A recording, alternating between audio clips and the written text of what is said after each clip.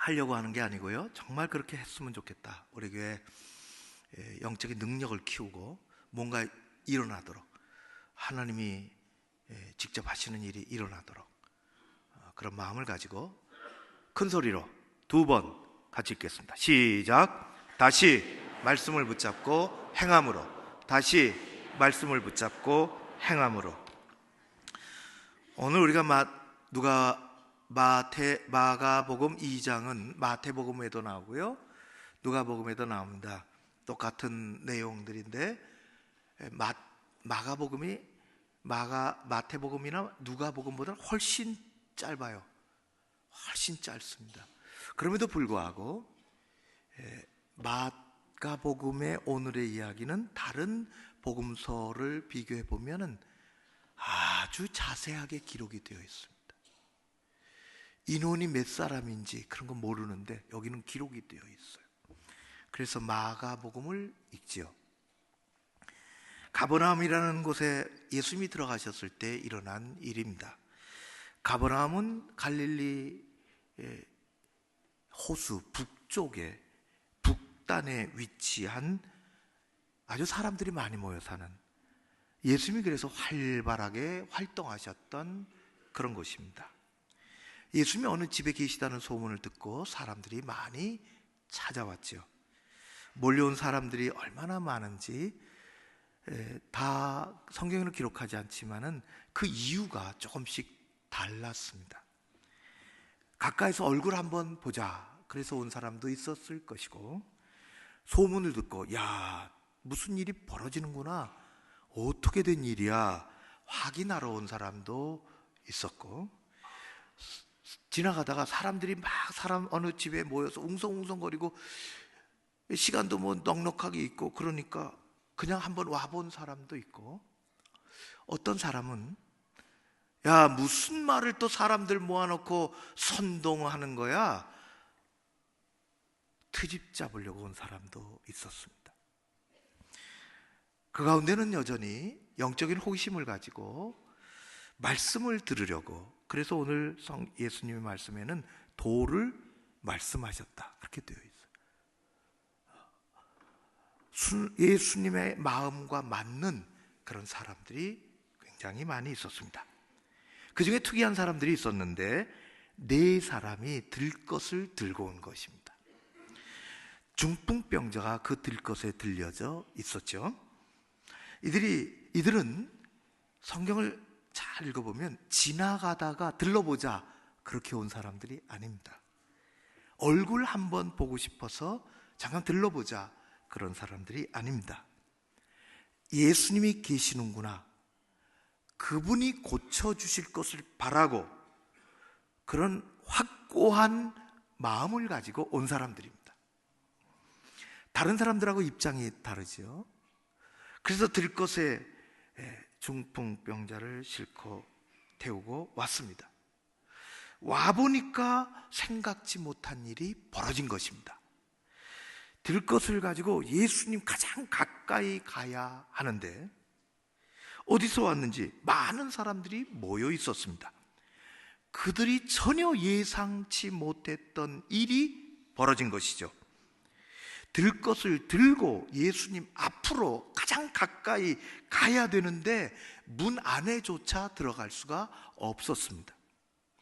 계획에, 그들의 생각에 차질이 온 것입니다. 이 앞이 꽉 막힌 난관에 부딪힌 4사람 플러스 1, 들것에 실린 사람, 선택할 수 있는 길은 2가지입니다. 그렇죠. 우리 생각하면 2가지가 뭔지 압니다. 하나는 들어가고 싶은데 예수님 앞에 가서 뭐라고 내놓고 얘기하고 싶은데 그렇게 할 수가 없으니 비켜줄리 만무하고 꽉 들어 차 있으니 바깥에 그냥 자리 피고 앉아서 멀찌감이 온 것도 아깝고 그러니까 그렇게 하자는 것입니다.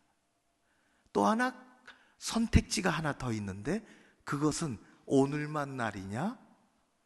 다음에 또 기회가 있겠지. 그리고 오던 길을 되돌아가는 것입니다. 이 두 가지를 중에 하나를 선택했다면 그들에게는 아무 일도 일어나지 않았을 것입니다. 한 가지 남는 게 있는데 이야기거리가 남습니다. 추억거리가 생기는 것입니다. 친구인지 친척인지 모르지만은, 야, 우리 할 일 다 하지 않았어. 그리고 한참 지난 다음에, 그래, 우리가 거기 한번 갔었지. 추억거리, 이야기거리는 남을 수 있습니다.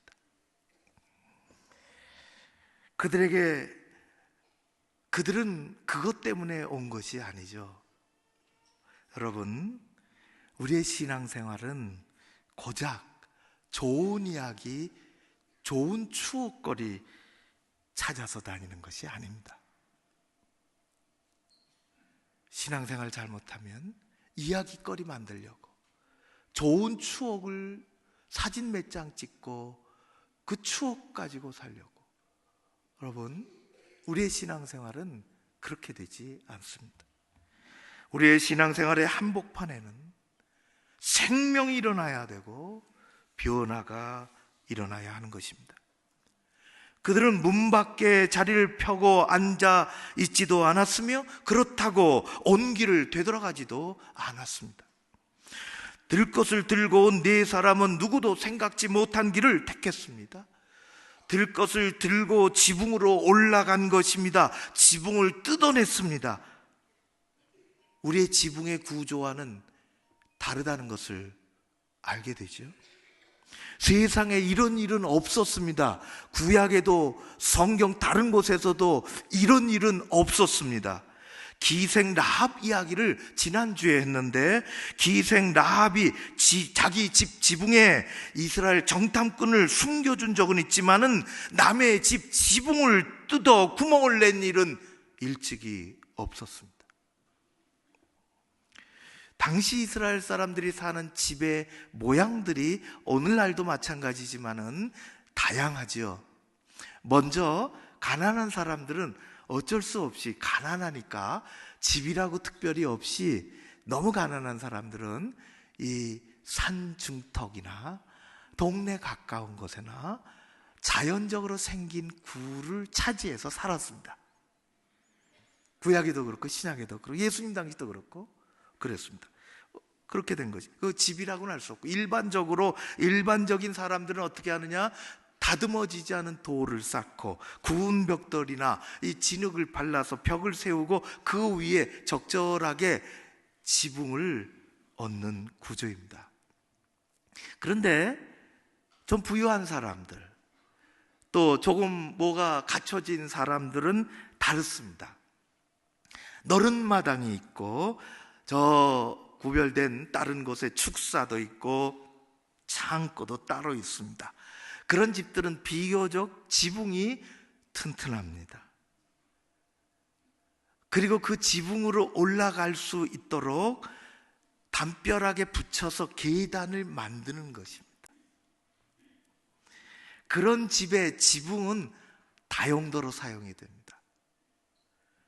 첫 번째는 곡식을 추수하거나 가을에 과일을 걷어들이고 그 지붕에 손도 안 타고 짐승들도 왔다 갔다 하지 않으니까 지붕에 가지고 올라가서 말리기 아주 끝내주기 좋습니다. 너무 좋죠. 두 번째는 이스라엘의 환경이 그래요. 낮에는 너무너무 더워도 저녁이 되면 해질녘쯤 되면은 바람이 붑니다. 바람은 아무 데나 불지 않고 바람꼬리, 그리고 조금 높은 데 올라가면은 너무너무 시원한 바람이 어디서 그렇게 불어오는지, 그래서 한낮에 너무 지친 몸과 마음을 지붕으로 올라가서 의자에 앉아 시원한 바람을 쐬는 곳이 바로 그곳입니다. 또 하나가 있는데, 아주 경건한 사람은 그 지붕에 올라가서 기도를 합니다. 시원할 때 기도처가 돼요. 성경에 보면 지붕에 올라가서 기도한 내용들이 나옵니다. 그 중에 여러분 사도행전에 베드로가 변하여 새 사람이 되고 현상적으로 나타나는 아주 귀한 일은 기도했다는 거예요. 놀랍지요? 복음서의 베드로가 아니에요. 기도를 했어요. 그리고 사도행전 10장에 가면 그는 성전에서만 기도한 게 아니라 남의 집 지붕에 올라가서 기도를 했습니다. 그래서 하나님의 환상을 보죠. 그래서 고넬료 이야기가 나오는 것입니다. 네 사람은 들 것을 들고 그런 계단을 조심스럽게 올라가 지붕에 올라갔습니다. 열심히 남의 집 지붕을 뜯어내 구멍을 냈습니다. 뜯어낼만 하지요. 그런 구조가 그렇게 되어 있습니다. 그 구멍으로 들 것을 매달아 내렸습니다. 정확히 예수님 앞에 내린 것입니다. 참으로 생각할 수 없는 기가 막힌 일이 예수님 앞에서, 많은 사람들이 보는 앞에서 벌어진 것입니다. 우리는 이런 이야기들을 들으면 우리의 관심사는 자꾸 다른 곳으로 옮겨갑니다. 예를 들면 이런 것입니다. 그런 사람들이 다 있어 남의 집의 지붕을 어떻게 무례하게 뜯어낼 수 있단 말인가? 이 제정신 사람이야? 뜯어내는데 도대체 시간이 얼마나 걸렸을까? 부스러기가 떨어졌는데 사람들은 가만히 있었을까? 적어도 5명이 올라갔을 터인데 지붕이 붕괴되지 않았을까? 뜯어내는 동안 주인은 뭐 하고 있었어? 시비 붙지 않았을까? 나중에 참고 참다가 다 일이 끝난 다음에 배상 문제가 불거지고 다툼이 일어나진 않았을까? 사람들은 335 모여 그런 이야기를 하기 쉽습니다. 그런 이야기 듣고 싶습니다. 이야기를 나누고 싶습니다. 그러나 여러분, 성경은 그런 단순한 인간의 호기심을 다루는 책이 아닙니다. 성경이 말하는 것은 우리 인생의 아주 근본적인 문제를 다루는 것입니다. 여러분들 교회 오면서 335 모여 무슨 이야기를 하십니까? 교회 생활하면서 믿음의 본질보다는 격가지에 더 많은 관심을 가지고 있지 않은지 모르겠습니다. 그러나 성경은 우리 신앙생활에 정말 간과해서는 안 되는 중요한 것을 언급하고 성령 하나님은 그것을 우리에게 깨우치라고 말씀하십니다. 우리에게 깨우치라고 하시는 말씀 5절입니다. 5절. 그래서 5절을 우리 같이 한번 읽어봐야 되겠습니다. 5절입니다. 우리 큰 소리로 같이 한번 읽습니다. 시작. 예수께서 그들의 믿음을 보시고 중풍병자에게 이르시되 작은 자야 내 죄 사함을 받았느니라 하시니. 여러분, 죄 사함을 받고, 여기 시간이 충분하면 2-3번에 걸쳐서 뒷부분에 가면은 신학적인 이야기입니다. 그것은 논쟁 속에서 일어나는 것입니다. 그러나 예수님이 포인트를 둔 것은 그것이 아니라 5절입니다. 그들의 믿음을 보시고 죄사함을 받고 아픈 병이 낫고 실려온 들것을 들고 놀라는 사람들 사이로 걸어 나갈 수 있었던 이 기적의 출발은 예수님께서 그들의 행동 속에 믿음을 보셨다는 것입니다. 우리 주님은 그들의 행동 속에서 강력한 믿음을 보셨습니다. 그들의 믿음을 보시고, 예수님은 그들의 무엇을 보시고 믿음을 보셨다고 했을까요? 그들의 한 행동의 핵심은 뭘까요?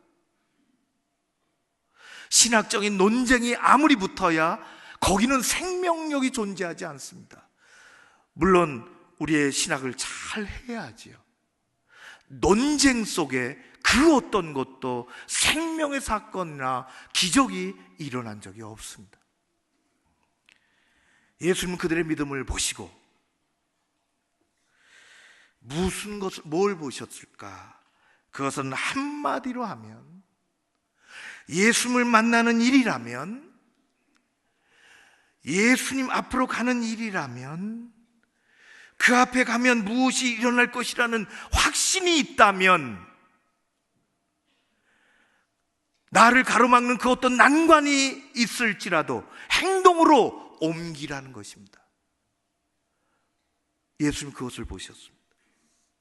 정말 믿는다면 그 믿음은 그 믿음에 합당한 행동을 가져오는 것입니다. 첫 번째 주에 아브라함을 했습니다. 아브라함은 하나님을 정말 믿었습니다. 그래서 그는 모리아산에서 그런 행동을 할 수 있었습니다. 두 번째 주에 여리고성의 라합을 이야기했습니다. 라합은 하나님을 정말 믿었습니다. 그는 그래서 자기 목숨을 걸고 정탐꾼을 숨겨주는 행동을 할 수 있었습니다. 지붕 위의 네 사람은 정말 믿었습니다. 그래서 가로막힌 난관을 뚫으며 믿는 것을 이루기 위하여 행동으로 옮겼습니다. 우리의 믿는 바와 우리의 선신과 우리의 행함이 결합되었을 때 그 안에는 무한한 생명이, 변화가, 축복의 기적이 일어나는 것입니다. 이게 초점입니다. 우리 안에 생명의 사건이 일어나느냐, 변화가 일어나느냐 하는 것은 우리의 믿음 생활의 핵심입니다. 주님 앞에 나가려는데 자꾸만 가로막히는 일이 생기십니까? 그게 뭘까요? 주님에게 가면 내가 할 수 없는 일이 하나님으로부터 올 것이라는 확신이 있는데 나가는 길이 자꾸만 막히십니까? 누가 가로막는다고 생각하십니까? 대부분은 그렇지 않습니다. 변화를 피해가기 원하는 내가 나를 가로막습니다. 믿음과 행동이 따로 가기를 원하는 미지근함이 나를 가로막습니다. 때로는 사탄이 가로막죠. 우리가 주님 앞으로 더 가까이 나가고 우리가 가까이 나가면 뭔가 일어날 것이라고 하는 것을 제일 싫어하는 존재가 있다면 사탄입니다. 주님은 그들의 믿음을 보시고, 예수님은 지붕 위에서 구멍을 내려다보고 있는 4명의 믿음을 보셨습니다. 예수님 눈에는 그들의 믿음이 관념적으로 보이지 아니하고 행동하는 것으로 보였습니다. 우리도 믿음을 행함으로 나타내며 기적을 체험하며 변화를 가져오며 승리하는 우리 교회 여러분 되시기를 주의 이름으로 축원합니다. 지난 주일 한 주 전 이렇게 산부 예배 끝나고 로비에서 인사하는 중에 어느 청년이 찾아왔습니다. 목사님 접니다. 순간 누굴까 생각했지요. 더듬어 금방 알게 됐습니다. 20년 전의 청년이었습니다. 그때 20세 조금 넘었으리라 생각이 되니 아마 지금 40이 조금 넘었을 것 같습니다. 20년 전 어느 날 새벽 기도 다 마치고 교우들은 자리에서 불을 끄고, 그리고 저는 뒤돌아서서 십자가를 향하여 무릎 꿇고 강단에 엎드려 기도하는 중에 본당 입구로부터 가운데 통로로 아주 거친 발걸음으로 누군가가 들어오고 있었습니다. 뒤에서 들려오는 걸음걸음 소리가 심상치 않습니다. 아주 가까이 왔습니다. 바닥에 철썩 주저앉고 엎드리는 소리까지 들렸습니다. 신경이 많이 쓰이죠. 누굴까? 그 순간 본당 안에는 소리가 가득 차도록 그가 소리를 지르기 시작했습니다. 그것은 하나님을 향하여, 세상을 향하여, 자기 인생을 향하여 울분과 분노를 토해내는 소리였습니다. 답답한 가슴을 치며 거의 미친 사람처럼 쏟아내는 기도 아닌 기도였습니다. 큰 소리로 하나님, 제가 왔어요. 제가 왔습니다. 누가 왔습니다. 하나님 왜 이렇게 하십니까? 살려주십시오. 어두운 새벽 본당에서 울리는 소리에 나는 마음이 아주 먹먹했습니다. 그런 일이 있은 후 그의 사정을 조금 알게 되었고 몇 번을 만나서 같이 기도를 했습니다. 그리고 잊혀졌던 그가 거의 20년 만에 앞에 예배드리고 나타난 것입니다. 그의 내민 손에는 화려하지 않은 그저 적절하게 엮은 작은 시집이 하나 들려져 있었습니다. 제게 건네 목양실로 올라와 펴보았습니다. 첫 페이지 여백에 왜 그때 자신이 그렇게 되었는지, 그리고 지금은 어려운 사람들을 도우며 재능 기부하며 살고 있다는 글이 적혀져 있었습니다. 몇 장을 넘기니 그가 쓴 시가 몇 편 들어 있었습니다. 그 시 중에 그리움이라는 시가 이렇습니다.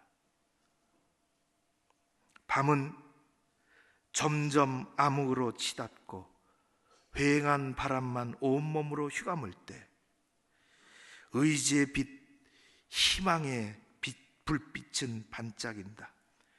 안개처럼 피어오르는 내 모습처럼.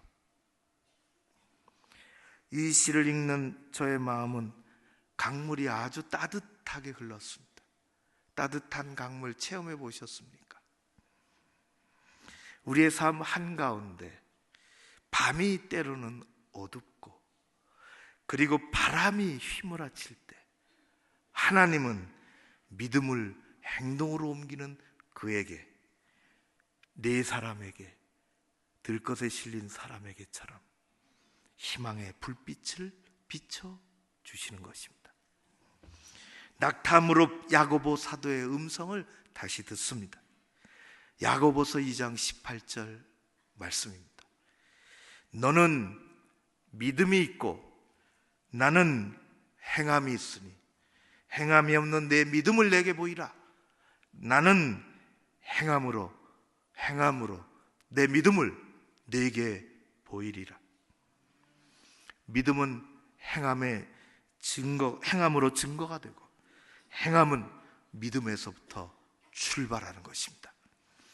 말을 앞세우는 것이 아니라, 말을 화려하게 하는 것이 아니라 우리는 행함으로, 말씀을 붙잡고 행함으로, 우리 주님께 보임으로 그 행함의 복과 그 기적이 여러분들 것이 되시기를 주의 이름으로 축원합니다.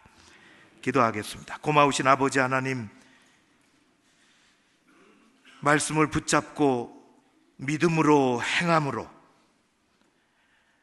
긍정을 넘어서서, 인정을 넘어서서, 동의를 넘어서서, 듣는 것을 넘어서서 행함으로 주님께 내 믿음이 보여지고 주님이 주시는 은혜와 축복의 기적이 있게 하여 주시옵소서. 예수님 이름으로 기도하옵나이다. 아멘.